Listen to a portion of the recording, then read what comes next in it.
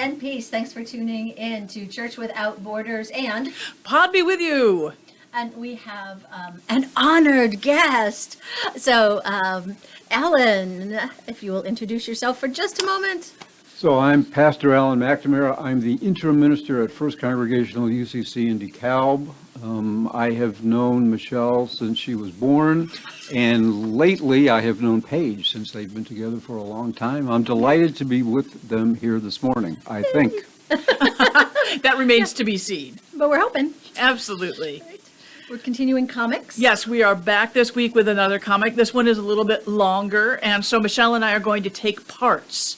I, of course, get to be God in this comic because that's appropriate, and rightly so. Yeah, I'm never God. And Michelle gets to be the other character who starts off as a little boy and returns as an older man. So at the very beginning of the comic, we find God up in the clouds because, you know, that's where God lives. Holding this little boy who's smiling and happy, and then God lets him off the cloud and says, "Now you go play." And God sits down then and reads and has a cup of tea, as a parent will do. And then shortly after that, we have this older man comes back and says, "I'm back." And God says, "Oh, so soon?" And the older man says, "I hurt myself." And God replies, "I'm so sorry to hear that, but did you still have fun?" So being hugged, embraced by God, the man says, "So much fun!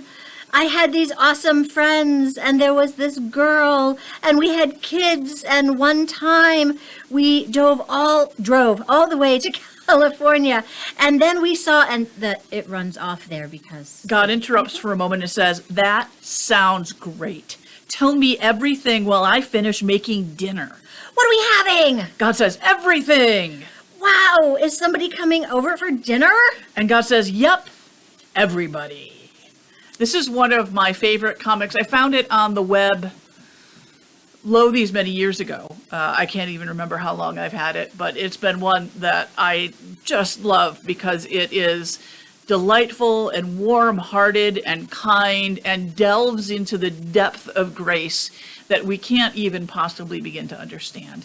And so I have chosen a scripture to go with it that, of course, is far more problematic than the comic itself, because that's what we do with the sermon series. It's a really good one. So I thought I would turn it over to you, Alan, and see if you would like to do some reading. I shall do some reading. This is from the 14th chapter of Luke, starting at the very beginning. Now, one Sabbath, when Jesus went to dine at the house of a leader of the Pharisees, they were watching him closely. There, right in front of him, was a man whose body was swollen with fluid. So Jesus asked the experts in religious law and the Pharisees, "Is it lawful to heal on the Sabbath or not?" But they remained silent. So Jesus took hold of the man, healed him, and sent him away. Then he, that would be Jesus, said to them, "Which of you, if you have a son or an ox that has fallen into a well on a Sabbath day, will not immediately pull him out?" But they could not reply to this. Then when Jesus noticed how the guests chose the places of honor, he told them a parable. He said to them, "When you are invited by someone to a wedding feast, do not take the place of honor, because a person more distinguished than you may have been invited by your host. So the host who invited both of you will come and say to you, 'Give this man your place.' Then ashamed, you will begin to move to the least important place. But when you are invited, go and take the least important place, so that when your host approaches you, he will say to you, 'Friend, move up here to a better place.' Then you will be honored in the presence of all who shared the meal with you. For everyone who exalts himself will be humbled, but the one who humbles himself will be exalted." He also said to the man who invited him, "When you host a dinner or a banquet, don't invite your friends or your brothers or your sisters or your relatives or rich neighbors, so you can be invited by them in return and get repaid. But when you host an elaborate meal, invite the poor, the crippled, the lame, and the blind. Then you will be blessed, because they cannot repay you, for you will be repaid at the resurrection of the righteous." When one of those at the meal with Jesus heard this, he said to him, "Blessed is everyone who will feast in the kingdom of God." Jesus said to him, "A person once gave a great banquet and invited many guests.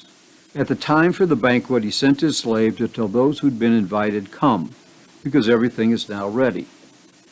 But one after another, they all began to make excuses. The first said to him, 'I have bought a field and must go out and see it. Please excuse me.'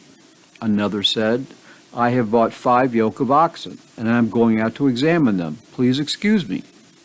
Another said, 'I just got married, and I cannot come.' So the slave came back and reported this to his master. Then the master of the household was furious and said to his slave, 'Go out quickly to the streets and alleys of the city, and bring in the poor, the crippled, the blind, and the lame.' Then the slave said, 'Sir, what you instructed has been done. There is still room.' So the master said to his slave, 'Go out to the highways and country roads and urge people to come in, so that my house will be filled. For I tell you, not one of those individuals who are invited will taste my banquet.'" Here ends the reading. I think one way we could look at this is Jesus taking on the role here of Miss Manners. Banquet advice from Jesus for those who care and listen, because there's a lot going on there. I like that. That's an interesting perspective. Yes, indeed. You know, Jesus always cared so much about the social graces. manners. Yeah. Yes. Uh-huh. The piece that I was really interested in was the part about the parable of the great banquet and the call to bring in the poor, the crippled, the lame, and all of those that you could find, everybody. But there's stuff that comes before that that's important too. And so that bears some contextual investigation, shall we say. And so I thank you for reading that especially. So what's going on here? We have Jesus at a banquet with, what are we told, the Pharisees? They're labeled as, the Pharisees and the experts in the religious law, but I think that's probably just reduplication, probably the same group. Yeah, absolutely. After an unacceptable healing on the Sabbath. Yes, Yeah. an unacceptable healing on the Sabbath. And he shares this advice with them. And so we have some interesting stuff going on, I think, because the context of this is Jesus being, again, misunderstood and rejected by the people who are supposed to know the law. And I think he's trying to talk to them about what the law does say in terms of healing and hospitality and openness. But I could be wrong about that. Silence. Crickets. I know. It must mean I am wrong about that. Well, it also, for me, just because I will be slow to respond, and I tell this to folks at church, if I listen to you carefully, I can't respond quickly. Right. If I respond quickly, I decided what I was going to say before I listened to you. Well, thank you for So listening please carefully. give that, or Michelle's ready to go because she knew what she was going to say. It's going to take me a moment. I'm That not wasn't sure. a burn. I was just, I could take it as a burn. I could, but, you shouldn't. I just heard you begin and then Paige started to. Well, I had questions rather than comments. Well, in then let's terms of- questions. But now I'm distracted because I listened to what Alan had to say, and I'm like, I don't know. But Thank you. I am. Give us the part again about. I'm not certain if what's going back and forth about understanding Jesus or understanding the Pharisees and all of the.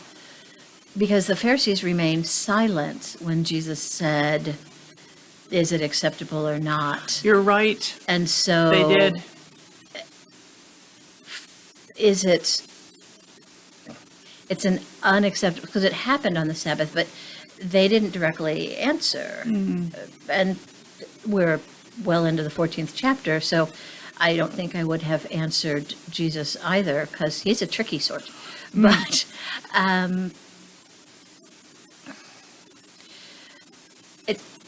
it's like falling for a magician's, if you obviously walk into this, sure as shooting a rabbit's coming out of that hat. So he's getting to some particular point, and the healing is happening, and okay, so you're not supposed to heal on the Sabbath, but we've learned up to this point that you do. But where's the gospel writer of Luke, which is the version we have, is headed in this very specific trajectory. So what is this unacceptable thing? What does that have to do with then what's happening? He's teaching on social graces, social behavior, right? And how to throw a party. And okay, that's not very Jesus-like. So what is Luke's point? And we know that at this point Jesus is turning himself toward Jerusalem. So how does this all come together? So what's supposed to be isn't. And if that's the case, then where are the pitfalls, or what are we going to fall for here with what Jesus is saying, which seems to be so painfully obvious, which clearly isn't. It never is. Right. So I don't have answers to that. I just have a lot of questions as I come into this and go, And in the midst of this, of course, he's taught on the lost sheep, lost coin, lost sons, and so all of that is in the mix too. So it's like, okay, and maybe I've taken us far too far in all of this, but I know all of this is in the mix, and so if everyone is invited, which is the heart and soul of the comic strip, and certainly with the lost sheep, the lost coin, the lost sons, you want to bring them all in, and those things that you shouldn't do, you do. So the poor, the crippled, the blind, the lame coming in. What seems to not fit, of course, is that last line. Right. So it's like, what is that about? Okay, I put all those things on the table. I have no answers. I have a lot of questions. So. Well, one thing that I would like to say is the author of Luke has a very clear bias. If you sit down and read the gospel according to Luke, Luke loves the outsider. Luke loves those that are outside of the law, outside of what is polite society. He loves to be able to reach out to those and find ways to bring them back into the center and into the story. And so I think clearly that's part of what is happening here. He's leaning into that.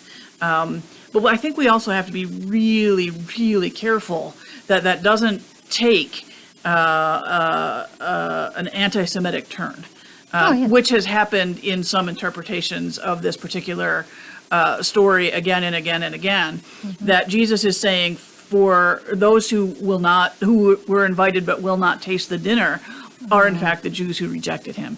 And I don't think that's actually what's going on here. Right. But I do think that Luke is leaning toward those folks who in the past have been excluded and trying to make space for them at the literal table at the banquet of heaven. Great point. Yeah. So can I, for a moment? Please. So I'm going to use Paige's comments as a frame and put that around what I see as being 3 teachings or 3 episodes. Right. One of the things we don't know, I don't know, you may know, is how much time it takes to eat the dinner and how much elapses between the 3 things that Jesus said. So one of you, maybe it was Paige, was talking about the last line, but they could not reply to this, or what is he doing? So if we are about including the outsiders, The first story is clearly including someone who would be left outside because of his physical disability, whatever that may be. And so this person can now come to the table, whereas before he might be excluded. And the question, wouldn't you do this? And there are Sabbath rules about rescuing people. And clearly they want to be upset with him, or Jesus thinks they'll want to be upset with him. But he's reminding them that he's really staying within the law. The question we asked before we came on air, or I asked before we were talking about, and I need to let you know that we actually spent a good 45 seconds getting ready for this, was why do they keep inviting him to dinner? Because every time he shows up, he gives them a bad time. Yeah. But to then riff a bit on the anti-Semitic stuff, it may be that they see him as a rabbinical conversation partner rather than an enemy. And so they invite him to dinner because what they're going to do is take a look at how do you interpret the law compared to how we interpret the law. And so we might be seeing some of that happening at the table. The second one, I think, also has to do with inclusion. I'm a little more dubious about that story being set here, or maybe even being from Jesus, simply because I rarely see him giving people advice about how to come to the head of the table. Right. Yep. He usually would say, if you want to be in my role, what you do is serve. But, you know, this clearly is how to manipulate things, and I like to do this. I always like to sit in the back and pretend I'm nobody, so everybody will then give me great honor and bring me up to the front, put me at the head table. That's usually my strategy when I'm invited out to dinner. So let's now move past that, because that, of course, is not accurate. But I find that interesting, but it's a comment on probably also the vying of who interprets the law better, maybe. Or let's not strive for a good seat here, but let's try to, who knows, I don't know. And then the last one, I'm troubled by that last line also, which in its best can be saying, if you exclude yourself, I'm not going to let you in. But I don't know if maybe that's tagged on. But I do agree that, at least in our notion of who's invited to the table, by our I mean the typical United Church of Christ notion, we gather everybody in, as opposed to leaving people out. But we get into that whole thing of judgment and who's in and who's out. But I do think it challenges us as well, because I'll admit that I invite people to dinner that I know. I do not go wandering around the streets and saying, come on over and eat. Yeah. The closest I come to that would be when I'm engaged in the community sort of outreach, setting up tables, helping people, and now I've talked too long, so I'm finished. No, that's wonderful. If I may, real quick, I think you brought up a really great point. Why do these guys keep inviting Jesus to dinner? And this is not, of course, the only place in Luke or the other Gospels where Jesus is invited to dinner by the Pharisees and the leaders of the law. And I think you bring up a great point. They are not inviting him as an enemy that they're trying necessarily even to set up. They're inviting him as a rabbinical conversational partner because that's their tradition. The way that you get to the heart of theology and faith is through conversation with other people who may not have the same perspective as you. And this is something that our Jewish brothers and sisters have less anxiety about, I think, than Christian folks do a lot of the time. Christian folks are like, oh, if you're going to have a different opinion than me, then what does that have to say about my faith? And oh my heavens, that kicks at the very foundation. And our Jewish brothers, Christian folks. what? Current Christian folks. Yes. Our Jewish brothers and sisters, on the other hand, are like, oh, that's fascinating. Let's talk about it. And so I think, Alan, you bring up a really good point. And that's something we need to bear in mind when we read these particular passages. Now, I did listen. I'm simply going to tell you a story from the Jewish tradition I got from my son-in-law. Okay. Yay. Whenever two Jews are together, there's at least 3 opinions in the room. And they say that when all because they're able to look at multiple sides, Yeah. and that's how they Absolutely. proceed. Right. Exactly. So what I wrote down is I have so many favorite Lincoln stories, but when he was president, he made Edward Stanton the Secretary of Defense, right? Right. And this was one of his staunchest adversaries, right? And Stanton had horrible things to say about Lincoln, right? And so Lincoln's compatriots were like, "What are you doing?" Right? You know what he's had to say about you, but he was the best man for the job, which is what Lincoln said.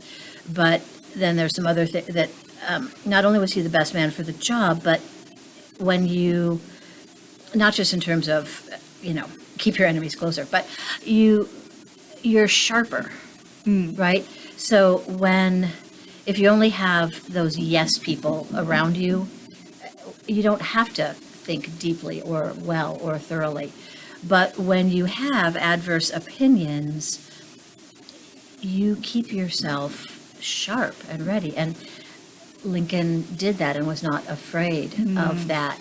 And those folks throughout history, and Stanton's the one who said, now he belongs to the ages, right? So at the end, that certainly he won over a political adversary. But when you're not afraid to engage in hard thinking, and some of my deepest friendships have been for those who truly don't think like I do at all. Like I loved my conversations with Brandon Woosley, right? Who, really came from this very separate place theologically. But if I could see his point and then he could see mine, we're not going to agree, but it's tension that keeps the tent standing, right? And so it's important. And that piece that Alan brought up in terms of a rabbinical partner in debate,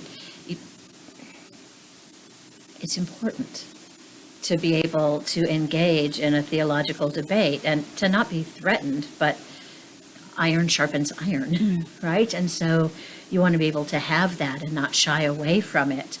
And so, why do they keep inviting him to dinner? Well, because debate is important and you want to be able to continually do that. And so what is your perspective on this? And this is my perspective, and what's the other perspective? And how do you see that? And isn't that really what this is saying? Who's coming? Everyone. Yeah.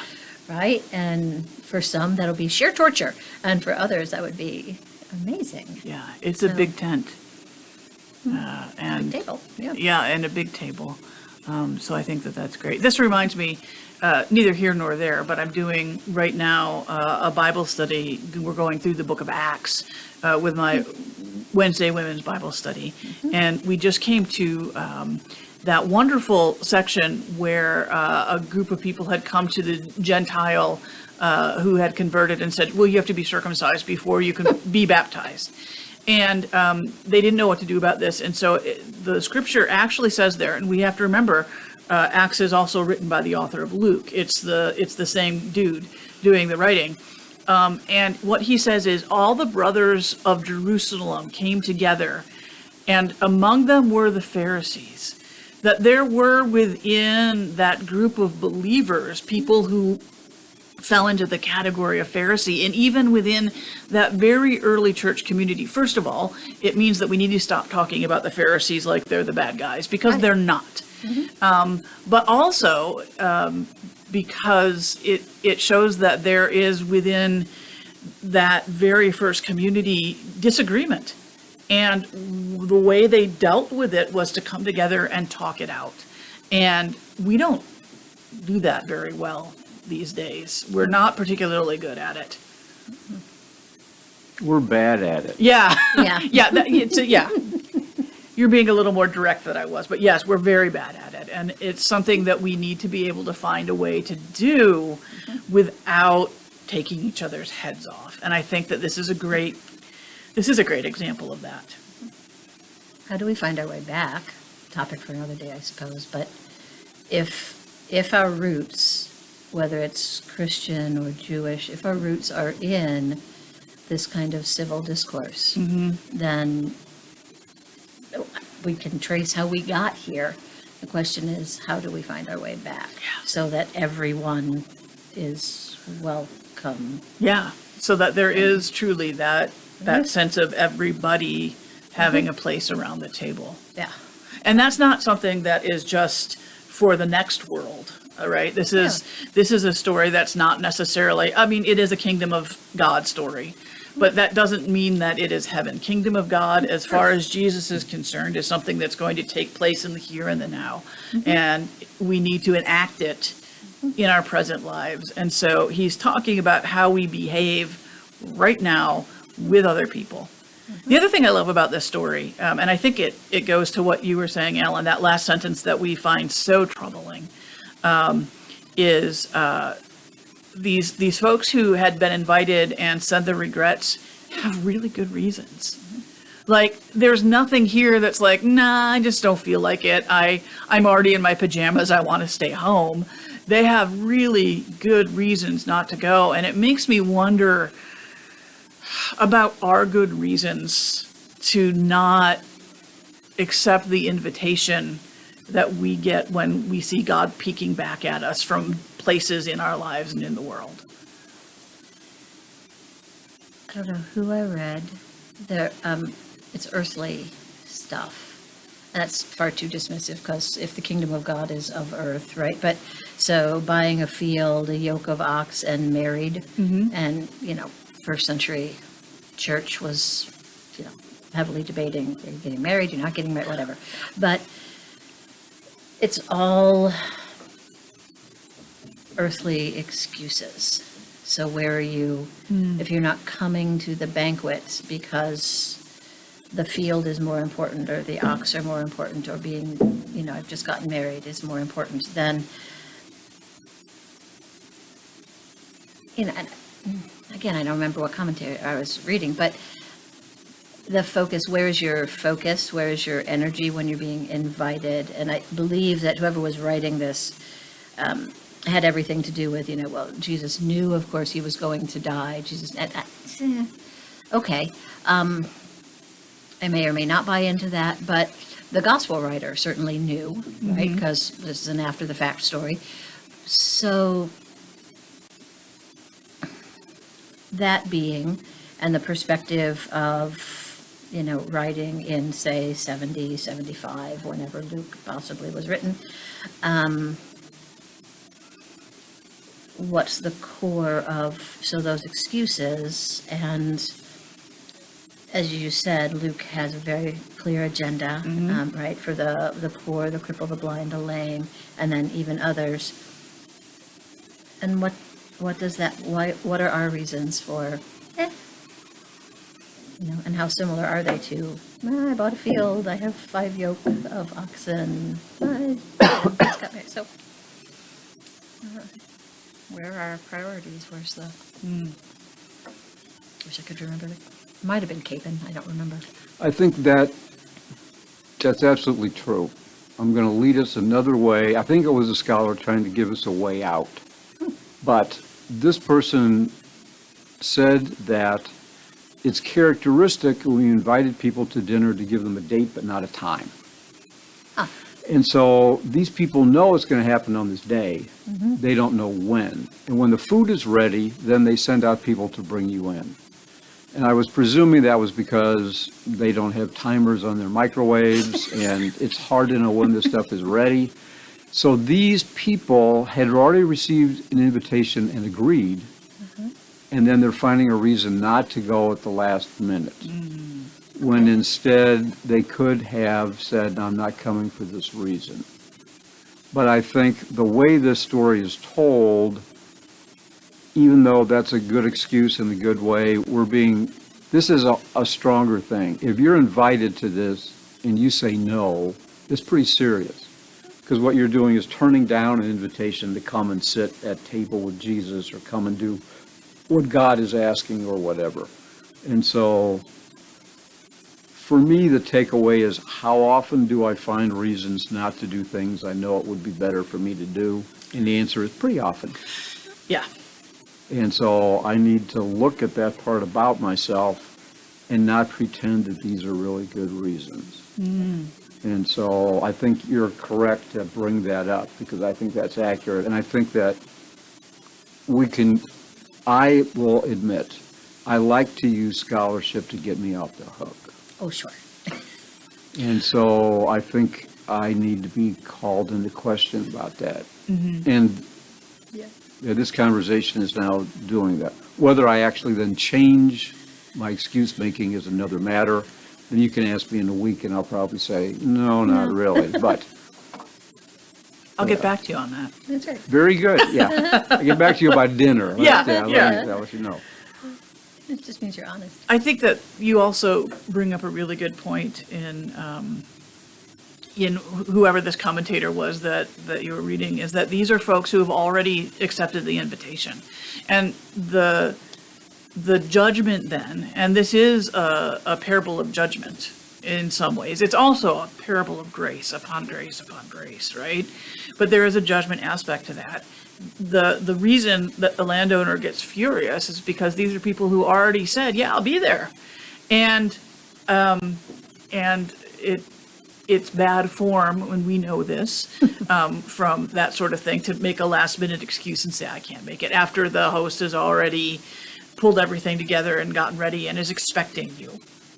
And so I think that has something to do with it too. It's a parable about that steadfastness and that faithfulness in following through when maybe there's a delay. And again, we're talking about the folks in this first and early church who really were expecting Jesus to come back Tuesday, and he was tarrying, to use nice biblical language. I love that. Yeah, he was taking a little bit longer than they expected, and they were beginning to see folks that were like, well, then maybe I'm not so into this. Maybe I'm not as into this as I thought I was to begin with. And I think that the early authors, the early writers, of these Gospels were a little irritated by that, right? And to see people who had been part of that community and part of that faithful gathering fall away and be like, no, not so much. It's disappointing and it hurts. And I wonder if that's part of what's going on here as well. Jesus wasn't coming right back. And the longer that takes, the harder it is to keep running the race. Absolutely. And so we call it's a parable of grace and a parable of judgment. You read how many verses? I read from 1 to 24. All right. And the 24th verse is the judgment verse. Yep. So we have one line that's judgment and 23 verses that are about this something different. And just in terms of our human perspective, I love how, like that one sentence at the end, and we're like, it's a parable of judgment. Well, there are 23 verses that preceded it that are about this other thing. And that one sentence, all right, so if you weigh the words here and weigh those words here, the scales are certainly not, but we have there's a parable of judgment. Maybe. This is a parable, and you make of that, but it's a parable. And, I like to use scholarship to get myself out of things. I think somebody just said that. But I, of course, what's a red letter? What's a pink letter? What's a gray letter? What's a black letter? Right? What are you referring to when Jesus you say seminar, that? Right? Jesus seminar stuff, right? So what did Jesus say? What did the early community put in Jesus's mouth? Right? So, but I'm not so certain that if Jesus is saying all of these other things, much like Alan had said, when was the last time you heard Jesus give you advice on social manipulation? Okay, doesn't sound very authentic Jesus to me. But So Jesus does do parables of judgment, parables of warning. We have all of those, but the setup seems a little different. Whereas that one line that we can almost clearly point out and say, you can take this, it sounds a little anti-Semitic, doesn't it? Well, as a good Jewish man and rabbinic scholar, I have a hard time hearing Jesus say something that would be against his anti-Semitic. So that line being something that is written after some parable that Jesus told is much more believable to me. So we have all of these words, this parable, these stories, these healings, and then the sentence. Not willing to throw that out. It's still there. We have to wrestle with it and deal with it, but not at the cost of all this other stuff. We may want to weight it differently, is what I hear you saying. Well, equally. Okay. So it's one sentence. So Yeah, I think it also depends on what we wish to do with these stories. I was going to say this story, but there's three of them. I mean, I agree with you, but I think that my focus is rarely on, let's pick on the people who don't get in, and let's decide who they are, as opposed to your focus being on the rest of it, which is who gets in, and the answer is everybody. Who's invited? Well, anybody who you can drag in, which is a funny way to think about evangelism, but we can go there if we wish. But I think you're correct. Choosing that this one sentence is what it's all about, I think, is a mistake. I also know that we're wired to remember dangerous and painful things. yes. Because we need to do that to survive. But that shouldn't mean that that's really what we remember. We have the ability to choose to remember other parts, which is the rest of it. Yes. And I think that, at least within our tradition, again, I'm speaking of progressive Christianity in general, or UCC in specific, for the most part, we have decided we're not really after who can't be here. We're after everybody can be here. And then, so we want to focus on that. I want to focus on that, but I think I can speak for many of us in the tradition saying that that's where we wish to go, rather than being clear about who's not in. Absolutely. Absolutely. I would agree with you wholeheartedly from my perspective that's where I want to put my energy. And it seems like a better place to put my energy than in this one sentence that is not really very clear to begin with. Which I think, again, is why when I saw this comic years ago, it spoke to me. Sure. It resonated as a fundamental of my faith, that the grace and the love and the compassion of the divine are so very far beyond our comprehension. And I love the language here too, that the writer of the parable uses. And then the master said to the slave, "Go out into the roads and the lanes and compel people to come in so that my house may be filled." And there's no suggestion there that there's a limit to how many people can fit in this house, right? There's not like, well, we're looking for 10 more people or we're looking for 50 more people. No, get everybody. And I want to be overflowing. And again, I love this language of this parable and the way it comports with my understanding of God from the rest of scriptures. Yeah. I love that you're compelling people. Yep. Yes. Get in here. Yeah. Wonderful. So have we picked apart sufficiently this comic for you? Should we talk some more? Are we good? I think we're good unless anybody has any closing thoughts that they would like to share that we didn't get a chance to touch on yet. I got nothing. All right. I think we have done a remarkably good job. Thank you, Ellen. Yes, we haven't we just though. Well, Ellen, thank you for Oh, being here Lord. with us It today. was fun. I had a great time. Yes, I love the rabbinical conversation. It's wonderful. So thank you for that. Yes. I'm sorry. I can't stop laughing. Yes, we've done a remarkably good job. Yeah, we'll all go pat ourselves on the back now. Oh, sweet heavenly Thank you, days. everybody who was able to join us, whether it is on the interwebs, you're watching, you're listening, whatever form you're consuming this media. We thank you for being a part of it, and we ask that you have a blessed, blessed day. See you Grace next and time. peace.